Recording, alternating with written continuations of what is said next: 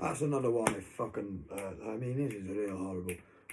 It's going on like Brittany. I mean, fucking has videos recently to show Brittany does this, that, and the other. She goes horse riding in her own fucking car. It looks sick. It looks like absolute paradise. Like, no wonder she never leaves the house, because it's like, why would she? She's got everything there. She's got a gym here.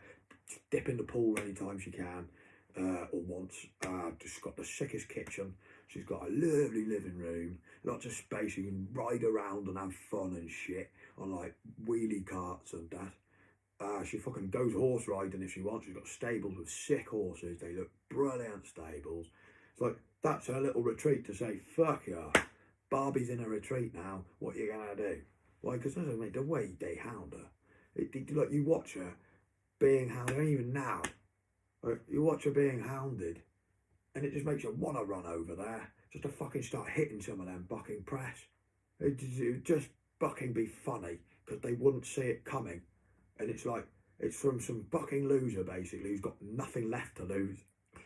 And it's like, therefore, he just stops at nothing. He doesn't care. He keeps going. And like I said, I've got a New Zealand fucking barrister who used to be barrister of fucking more than just fucking property. It's just he makes a lot of money in that department now. But he's fully fucking transferable.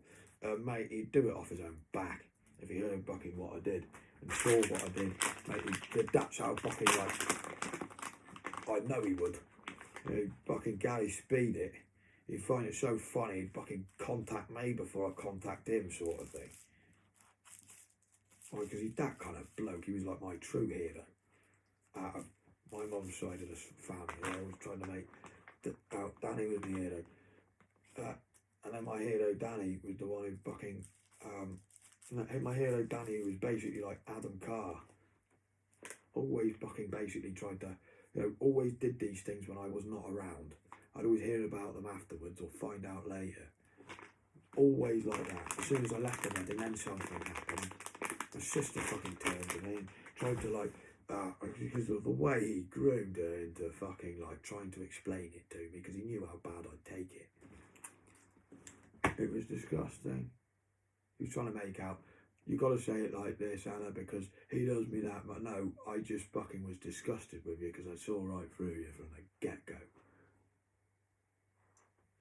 I just knew it right through Nick. I really looked up to Nick. Danny looked up to Nick. Danny was jealous of the fact that he could see how much I looked up to Nick and how much of a great moment this would have been for me and Nick. Nick came over to me and Danny at the wedding because he wanted to introduce himself to me. I realise this now. It took me years. It really hurt Nick because I was the one who went, "Who are you? I don't even know who you are." Everybody loved it. He's just fucking feeling really welcome. And I just felt that hurt because of the fact that it wasn't Nick's fault, it was Danny's fault. Danny just kept like trying to get his, so he kept trying to like turn to just about the, and then Danny would bring the conversation back onto him to the point where, because of the Nick, tried to like talk, it made him look like a waiter, mate. I thought he was a waiter at the wedding that Danny was just well friendly with. I didn't even know he was a member of my family. We never talked to him then. Didn't see him in another few years. Didn't know who the fuck he was. And then a few years later, I see him at Uncle John, and I'm like, who are you? I could kind of recognise him, but I just felt hurt that I never met him because I could see how cool he was, how much of a fucking impact he made on everybody around him, because he just had a good set of morals and he had a good head on his shoulders. And fucking hell. And why did I do that? Because Nick loved me because he saw himself in me more than anybody. And great Uncle John tried to groom me into thinking that I saw right through that. Why? Because Nick saw right through that, and he was my fucking hero. That's why Nick has not much to do with his own dad. He loved Joe, and he loves his wife Laura, and he loves Laura's mum and dad, and he has a sick life away from all them, all the way across the world, as far away as he could get away from them, with a stable job in the law that fucking, keeps him well affiliated, looks sick as fuck, and yeah, mate, he's a fucking don. I mean, Danny also, I saw right through that. I don't know how to get good. Danny said, oh, I've got some words for you. Jane brought me this book, basically, the book law. That was how important it was. It was that great of a book, because Jane always brought me the things that I needed and wanted. She was that one person when my bitch was poor mate, said, we're not better, because she was that annoyed with the rest of her family. She said, I don't want to get other family members present anymore. And Jane just thought, well, yeah, okay, I can see why you're doing this, Stella, because you're annoyed at this, that, and the other with this person and that. But poor Sam, everybody else reached 18 and 21, and they all got money from you and each other, and Sam's not gonna now because of the fact that you've had to cut. Jane was the only one who actually gave me money each year, to the point where she knew that fucking I was really bad for wanting money. She knew I just needed it instantly, because I went to cash converters to lost like £12 on me check because I just needed it immediately. And she just sent me 30 quid, like took the risk and just hoped for the best, and it always came through. Now, I did the same for my sister, and she never got the card. She didn't even get that fucking card. I was gutted. A really heartfelt letter. Alright, maybe I was wrong in where I was fucking going with it at the time. I do not know, because it just always made me suspicious that she never got that card. I just don't get why she would not get that card. I fucking got the address right and everything. Always to this day it makes me a bit fucking like, what? How come she didn't get that card? But I don't know, mate. And I wasn't in a good place. But I did try and make her feel good in this car. And I gave her a fucking tenner. Not much. But fucking... yeah, I always used to lend a tenner off my sister, to the point where my sister never lent me any more tenners. Because,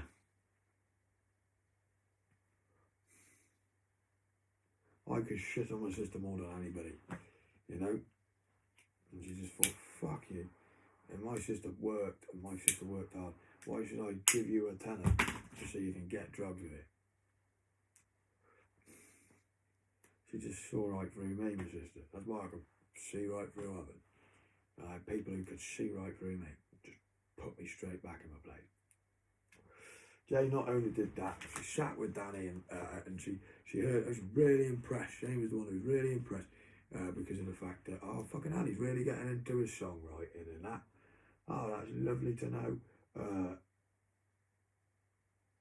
And she thought, oh, we'll get him something nice. And it was all off her own back, thinking, we'll get him something which he'll really like.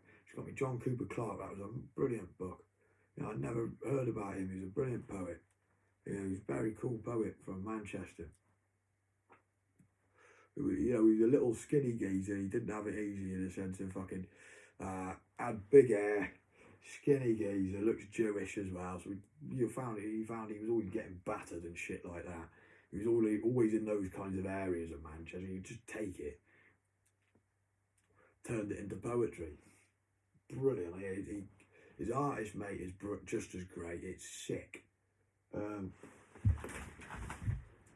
you got really cool artwork where this guy loves fine ladies and he doesn't disparage them. He does very good drawings of fine ladies to the point where you're almost getting a bone in yourself. You think, this is a man who drew this, I need to fucking move on.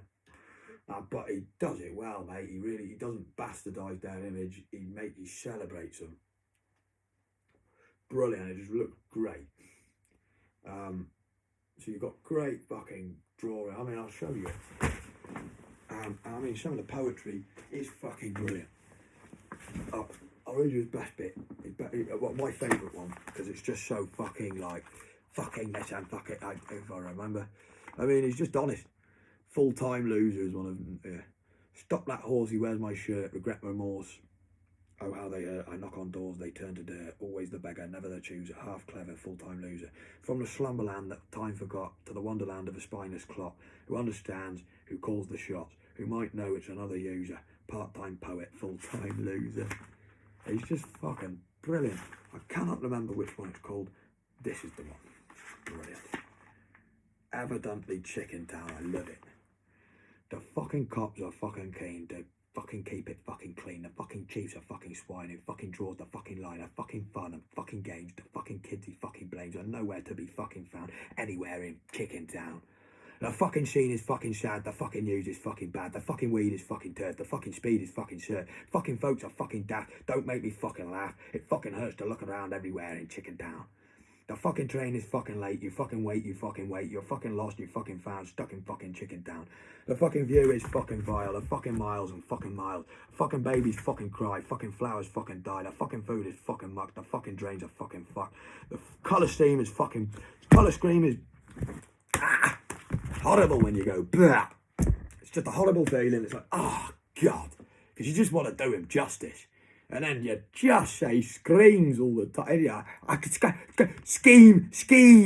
Why? Because there's probably a big fucking bully called John Scheme, and I was intimidated by him. And I said, James, mate, do you know John Scheme? Because he always robs people. He always robs people. I do not trust him. He's stolen loads of fucking people, or loads of people I know.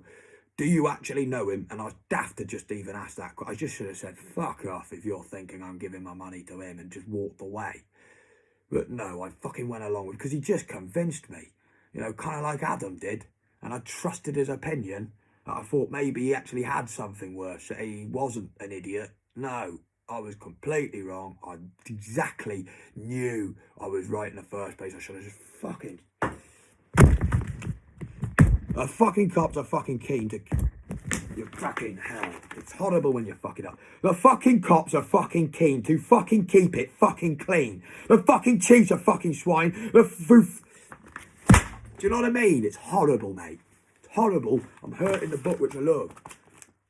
It's mint, though, and I can't do it. Because it's like, I think I'm just fucking so angry about what's gone on that I'm trying to do something nice and tell you something great. And it's like, it's lovely. I kept that as the bookmark. Love that as well, the zombie walking. I mean, is that the one where I found a fucking... Where is it?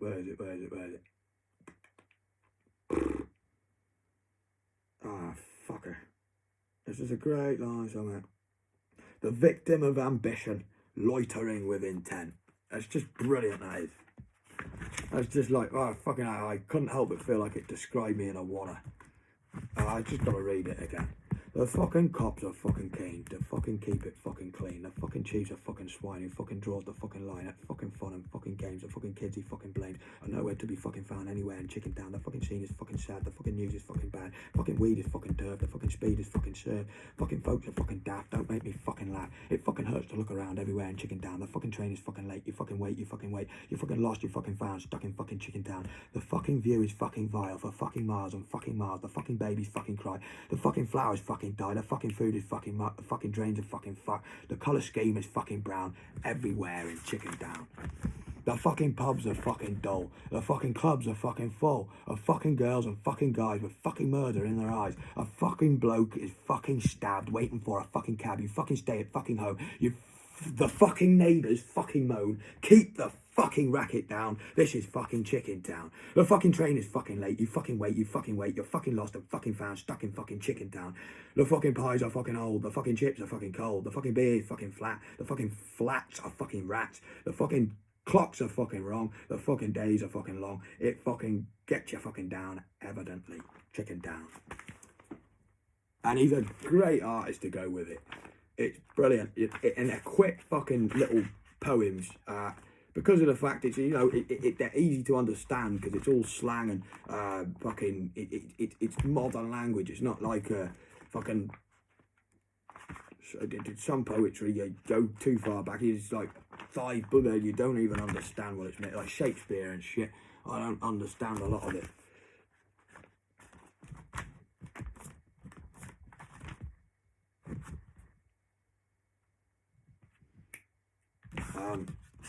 And so she really went out of it. I mean, that was a great one.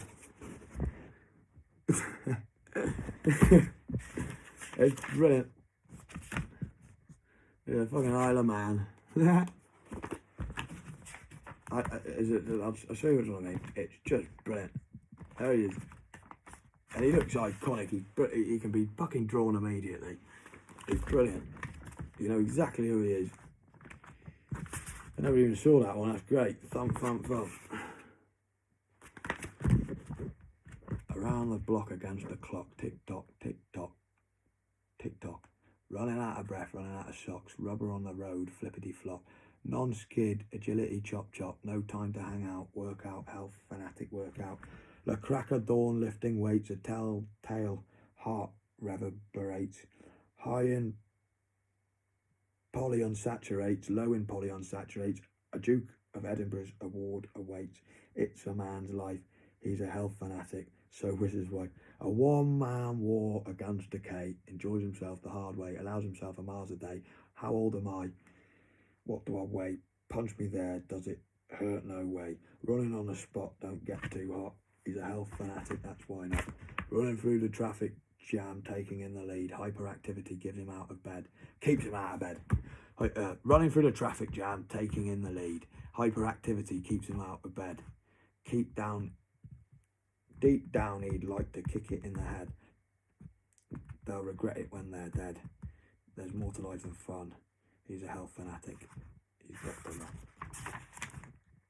Beans, greens, and tangerines, and low cholesterol margarines. His limbs are loose, his teeth are clean. He's a high octane, fresh air fiend. You've got to admit he's keen.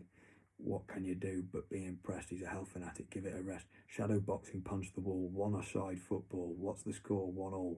Could have been a copper too small. Could have been a jockey too tall. Knees up. Knees up. Head the ball. Nervous energy makes him tick. He's a health fanatic. He makes you sick. Yeah, when they get into too much health fanatics, it's kind of like they celebrate their fucking fitness more than just helping people. It's like, I remember Josh Snell, and it was like, he fucking came round to Lucy's, and fucking, he was the biggest lad there. He was bigger than everybody else, really showed off about it, and Lucy needed something moving. And naturally, the first person we turned to help with it, as in I was helping, and then Josh was there. And Josh just turned and said, mate, I've been working at the gym all day. I'm knackered. But you're huge. You can just lift it. It wasn't much of an effort for you, but for the fact that Lucy had to do it with me, it's like, you can't. Well, and then he got her to fucking give him a massage. But she did, because she thought fucking, we'll get him one day for this, of how much of a faggot Kai. Like, he wanted to show off the fact his muscles to him, like as if he wanted to be gay. It was like his gay moment with me. He shared these jokes with me like we were these great pals. It was like, mate, this is so gay. You're weird as fuck. I was looking at you, not thinking, oh, that's lovely. I was thinking, that's just gay as fuck. How could you make somebody who fucking we all respected, and she did loads for us when we were kids, and she fucking taught us loads, gave us some morals, fucking helped us if we were in trouble, and you're getting her to give you a massage like she's some kind of whore. It's horrible. Absolutely disgusting. To the point of fucking Josh, yeah, he might have been this big hard lad, and he thought, he'll get one over on me and I'll have a shit in my fucking dad's toilet. Thought I didn't respect my dad, did you, Adam? He had a shit in my dad's toilet and it stank. I fucking bollocked him. I just kicked him out of the house immediately.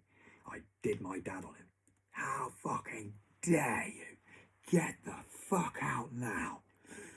And he knew, if he fucking even went now, I would have killed him. I would have found a way. Why? What did he know about me? When I was a fat kid, I always wriggled out. Always wriggled out. And he thought, fucking hell, he's not a fat kid now. He's thin as fuck. That scared him, mate. That just scared him. Because he remembered how much I could wriggle out of his fucking holes. And that's what he focused on. And it was like, yeah, that's exactly it. Just knowing that wiry little fucker could literally crawl up after you fucking tried to get one on him and then start strangling you. And it just always scared him. He just stormed straight out. Point where he got Luke Parry to be the agony aunt for us to try and work out our problems. Like, Luke Barry just thought, yeah, I can see where they're coming from. But just fucking literally bollocked in front of Luke Barry. Luke Barry was like pointing the finger at me because the way Josh fucking had told him. I've gone off topic. Jane, just like Danny, just like Adam, Danny did the same. Jane came up with 4 brilliant words. I could tell they were hers because they were mint, for one thing. Like, I used them straight away. I knew exactly what to do with them. They wrote probably my favourite song and the best song I ever wrote, Fury's Lament.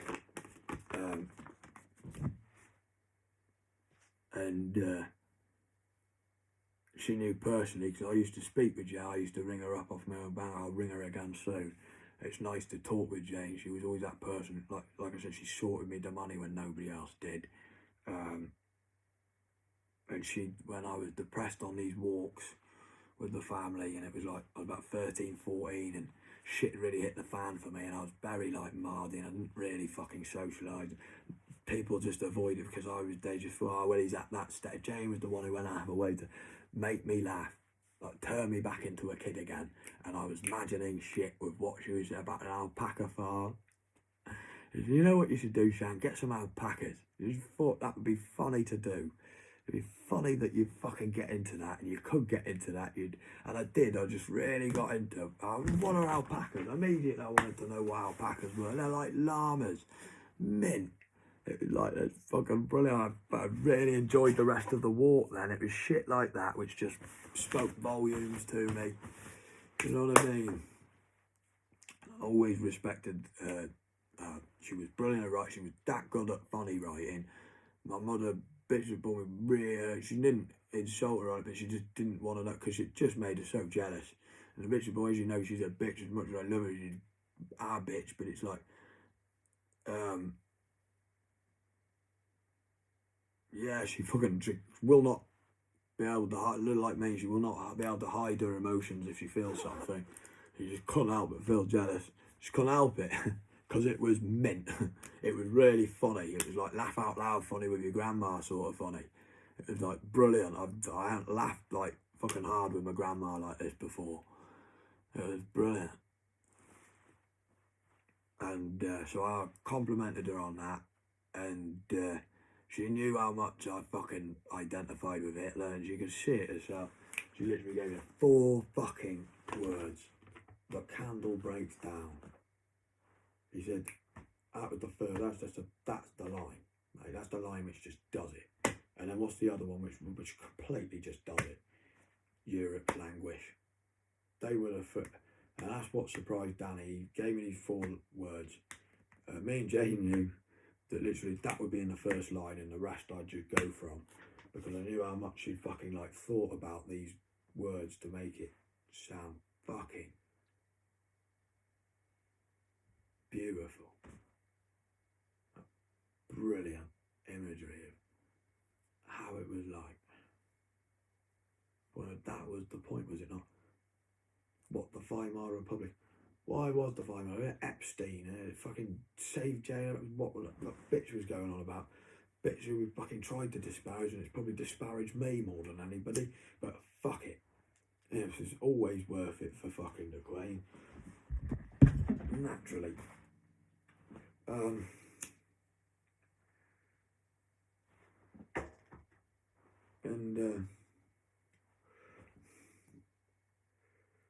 Epstein, fucking Jamie have been victims of something. It's like, Jesus. Oh, Jesus. It's just horrible. It's horrible that it's trying to act like it's supportive. It follows like 5 different or 6 different fucking bits, and she's always on there. It's like the worst fucking example of the media. Like, to the point you can see that she started getting that clever with the way she was trying to comment and put Britney down. She was turning her own fans against her. It was like, oh my God, you kite. And it was like, that's why the Fuhrer came along. That's why this was such an important song. Why? Because it was like, that's what the Weimar Republic was like, in the sense of fucking, oh, what, you made Germany really poor? Oh, well, I'll start first.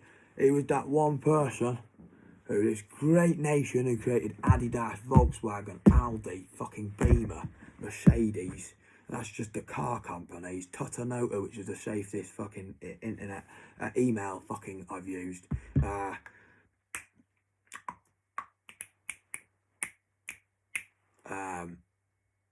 Saint Nicolaus. You know. It was Laos, not a loss. Laos. German word. The Brothers Grimm. Hansel. Handel. Is it Handel or Hansel? Handel. You know, Clausewitz. Fucking. Yeah. The Kaiser. All the greatest with that. The Bomber, the Bull. And he was that one person who had only their backing. They loved him. So you knew he was loved by a great nation. Why? Well, why was he loved? He was bastardised by everybody else. And they really bastardised him, that he could really identify with his hero, both right there. Because he was prepared, and that's what fucking made him so angry in the first place. That's why he just took it out on the races. He didn't think beyond that. He didn't think, there's more to this than I do believe he did. That's what I was getting at with the fucking Rudiker story. I do believe it was on the same level of fucking, he just did away with the ones he thought were paedophiles.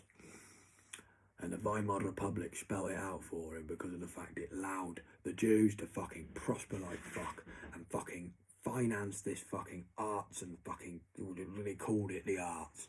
There was so much fucking, and because of the fact they made the good German people really, really poor, it was like that was the only way you could really make money, basically, was just exposing yourself. It was like, that created paedophilia in Germany so bad. Worse than anywhere sort of situation. Hitler was absolutely affronted. He just fucking went nuts and just tried to show to people this is how you should be treating the children, as in they're in fucking Nazi youth programs, eating German sausages, keeping fit and fucking both. It was brilliant. That was the difference.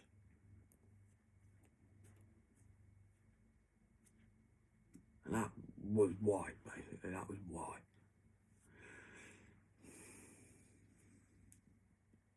And he fucking gave me, literally, what fucking like, and he said, I've got 4 lines for you here, Sam, 4 words. Well, the candle breaks down. Europe and languish. She didn't even put Europe's language. It was so easy to just form together that line. You could not see that vision. He was just a messenger. I never shot him down for it. I never even said, hang on a minute. No. Just waited and bided me time. And he expected me to fucking space them words out throughout the entire song. It was like, wow, fucking hell, I did not know that you could just nail it in a couple of days. Why? Because it was like, as soon as she gave me that, it was like she could tell that was a song I really wanted to write, and I just didn't have something to get it going with. And she just gave me the thing that I needed to just go, both. Yes, thank you, Auntie Jane. I fucking love you, mate. You're fucking sick as fuck. My favourite. Besides, yeah, Pat was brilliant, I loved her and all of that, but Jane, the amount she did for me, she just, without doubt, was my favourite. It was like, I shot her down more than anybody when she fucking dismissed Grandma and ignored her. She took that on the chin more than anybody and respected Grandma more than anybody, because it embarrassed her more than anybody. She thought, shit, people have made me feel shit about my own grandma that much, my own mother, that fucking I'm being told by fucking Peanut over here, the biggest here, I used to have to fucking save him for the fact he pissed the bed every time he came round. He drank like a fucking fish and ate like like a king, threw up everywhere and then pissed the bed. She would be the one who fucking sort that all out and not tell anybody. And it was like, now Peanut was fucking telling me. Bloody hell. And she just turned it round and fucking really showed, because she could see the same had happened to me. And I was ready to turn on Jane then. The way people had made me feel about my Auntie Jane. She made me realise, no, Jane was just fucking legend. She showed me, look, I'm a joker here, Sam. I'll read you all these funny stories. It'll make you and Grandma laugh like fuck. I'll entertain you with Norman, how much he jumps off the ball. He does flips, basically. He could do a flip. It was sick. He was fucking athletic as fuck. And he hated me because he could see that hurt. I hadn't admitted how much I loved my Auntie Jane yet. I hadn't come to terms with it. And I realised how much she meant to me personally. She was the fucking bollocks. They didn't have any bollocks. She was my Auntie Jane. Fucking legend. And then what made it even more obvious, and she just knew that would be the fucking sweet fuck you back to him, that he goes, yeah, I've got some other fucking lines. Heel toe Eskimo. But what the fuck is that for a line? What am I meant to do with that? He said, Danny, I can't. And I just said to him balancedly, I said, for you to have given me the best lines ever, naturally you're going to give me the worst ones. You know, to balance it out. Which were his lines, they were the best he could come up with. They were shite. And he never admitted that they were his mum's. Never admitted they were his mum. Well, Danny's a very vulnerable lad. And it was his mum who you text him all the way up there to make him feel good about going to see me. I knew that personally. I go, Danny went all this way for you, but Jane went all this way for me. And that wasn't even fucking given respect for by Danny. Like, my mum texted me, he was embarrassed to say, it was like, your mum fucking made sure you came up to see me. That's who made sure you, because she thought, fucking hell, you were meant to be his first hero, and fucking, he's been in a mental home enough times now, he's pretty fucked, and he's doing something this time, it's pretty sick. Go on, give him something great. And it was mint. Thank you, Jane.